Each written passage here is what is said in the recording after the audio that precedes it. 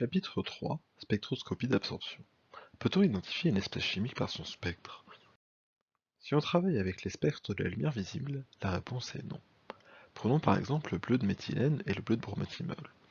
Comme son nom l'indique, le bleu de méthylène est bleu. Son spectre absorbe donc fortement le rouge. De même, le bleu de bromothymol est bleu, et son spectre absorbe lui aussi le rouge.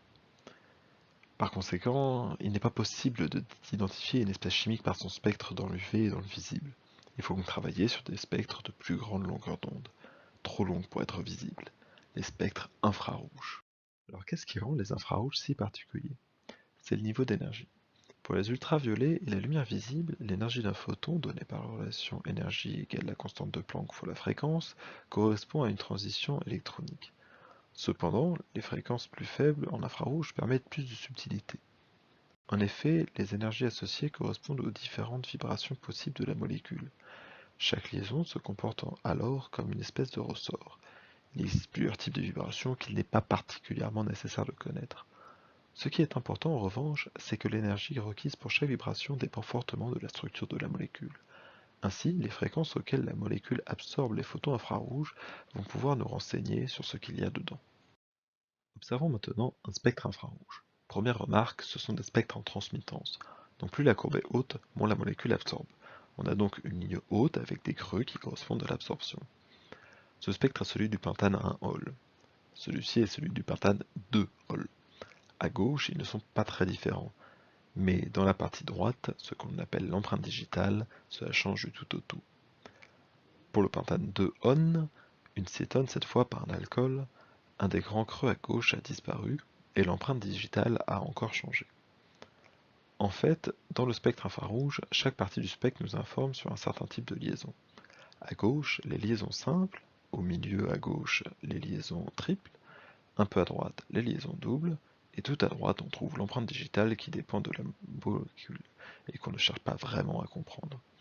Retenez simplement que c'est spécifique à une molécule, que cela correspond à la vibration du squelette carboné, et que c'est compliqué. La partie gauche est plus simple à analyser. En effet, grâce aux différentes bandes, on va pouvoir identifier les groupes présents sur la molécule. Retenez par exemple que le double pic autour de 2800 cm-1 correspond aux liaisons carbone-hydrogène, et par conséquent, il est presque toujours là.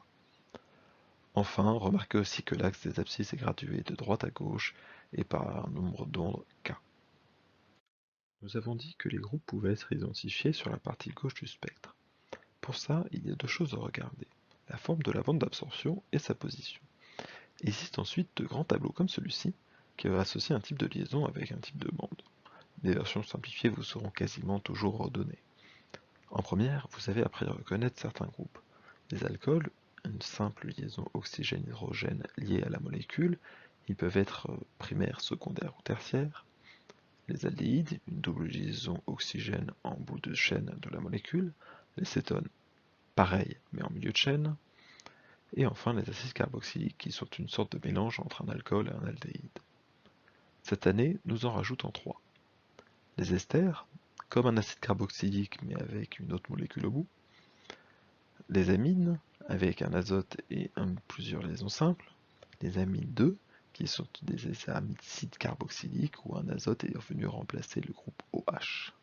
Une dernière chose que vous devez savoir reconnaître sur un spectre infrarouge, c'est la présence de liaisons hydrogènes.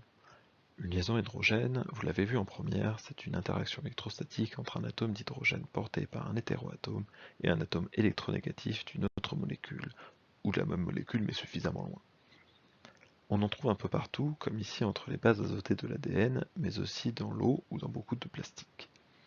En termes de cohésion, c'est moins fort que la liaison covalente, mais plus fort que du Van der Waals classique.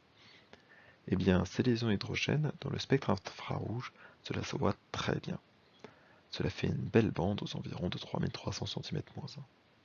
Comme ici, où on a pris du pentane de Hall gazeux à gauche, dont les molécules sont trop loin pour faire des liaisons, et on l'a comparé avec du pentane de Hall liquide. Là, les molécules sont assez proches entre elles et font des liaisons hydrogènes. Et bien dans ce cas-là, on observe une large bande à 3300 cm-1, qui n'était pas là quand on a observé la même molécule en gaz. Voyons maintenant un cas concret. Imagine, on a fait une oxydation ménagère d'un alcool et on cherche à identifier le produit. On sait qu'on a soit du butanol, soit du butanal, soit l'acide butanoïque. On regarde donc le spectre du produit. Il nous faut aussi une table d'identification que voici. La première chose que l'on peut analyser, c'est ce pic à environ 1700 cm-1. Il est assez fin, donc cela pourrait bien être une double liaison CO d'un acide carboxylique entre 1700 cm-1 et 1725. Mais cela pourrait aussi être celle d'un aldéhyde ou d'une cétone. En tout cas, ce n'est pas un alcool. La grosse bande à gauche, c'est facile. C'est la liaison oxygène-hydrogène d'un acide carboxylique. On a donc produit l'acide butanoïque. Allez, juste pour l'exemple, ici, le double pic à 2800, c'est les fameuses liaisons carbone-hydrogène dont on parlait tout à l'heure. Et ces pics-là, c'est la liaison simple carbone-oxygène de la partie de l'acide carboxylique. Voilà comment on peut identifier une espèce chimique par son spectre. Faisons un bilan de ce que l'on sait sur la spectroscopie d'absorption. On peut utiliser une mesure de l'absorbance pour déterminer une concentration. Pour ça, on utilise la loi de Beer-Lambert. Il faut aussi travailler à partir de solutions de concentration connues pour tracer une droite d'étalonnage. Les longueurs d'onde absorbées sont complémentaires de la couleur de la solution. Cependant, la spectroscopie dans le visible ne permet pas d'identifier précisément une espèce chimique. L'énergie associée aux infrarouges est plus faible et correspond aux vibrations d'une molécule. On peut identifier les groupes caractéristiques d'un spectre d'absorption à l'aide d'un tableau de données en infrarouge. Et les liaisons d'hydrogène sont caractéristiques par un large et intense pic autour de 3300 cm-1.